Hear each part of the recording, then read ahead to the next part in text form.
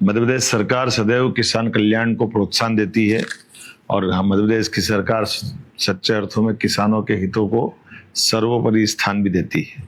यही कारण है कि हमने इस वर्ष जो मध्य प्रदेश भारत सरकार के यशस्वी प्रधानमंत्री ने किसानों के लिए 5,328 रुपये जो सोयाबीन का एमएसपी का रेट डिसाइड किया है, हमारा प्रयास है कि सरकार के माध्यम से किसानों को एमएसपी का पूरा रेट मिले। हमने इसमें एक अच्छी योजना लागू की है कि हम अपने किसानों को सोयाबीन के भाव में भावांतर योजना का लाभ दें, जिसमें किसान पहले की तरह मंडियों में सोयाबीन का विक्रय करेगा। अगर एमएसपी से कम कीमत पर सोयाबीन बिकता है तो किसानों की घाटे की भरपाई हम भावांतर योजना के तहत सरकार से कराने वाले हैं। अर्थात जिस किसान का एफएक्यू जिस प्रकार से होगा, उसका विक्रय मूल्य और न्यूनतम समर्थन मूल्य के बीच की अंतर की राशि सरकार देगी। जहां अतिवृष्टि से, बाढ़ से, कई कारण से फसल का नुकसान हुआ, उनको राहत की राशि दी है। इसी प्रकार से पीला मोज़ेक के लिए मैं खुद भी रतलाम और कई जिलों के अंदर खेतों के अंदर जाके देखी थी। कलेक्टर उसका सर्वे कर रहे हैं और जिस किसी ढंग से भी फसल का नुकसान हुआ है, सरकार उसकी भी भरपाई करेगी।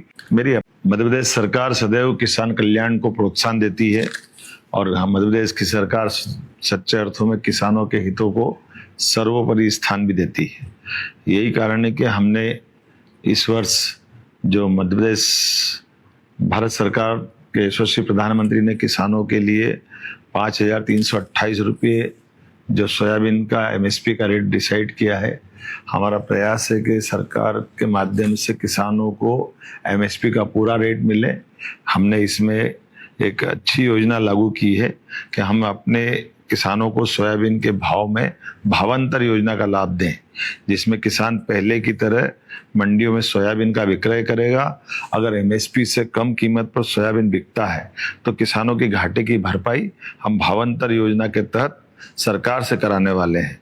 अर्थात जिस किसान का एफएक्यू जिस प्रकार से होगा, उसका विक्रय मूल्य और न्यूनतम समर्थन मूल्य के बीच की अंतर की राशि सरकार देगी। जहां अतिवृष्टि से, बाढ़ से, कई कारण से फसल का नुकसान हुआ, उनको राहत की राशि दी है। इसी प्रकार से पीला मोज़ेक के लिए मैं खुद भी रतलाम और कई जिलों के अंदर खेतों के अंदर जाके देखी थी। कलेक्टर उसका सर्वे कर रहे हैं और जिस किसी ढंग से भी फसल का नुकसान हुआ है, सरकार उसकी भी भरपाई करेगी। मेरी अपनी ओर से सबको बधाई।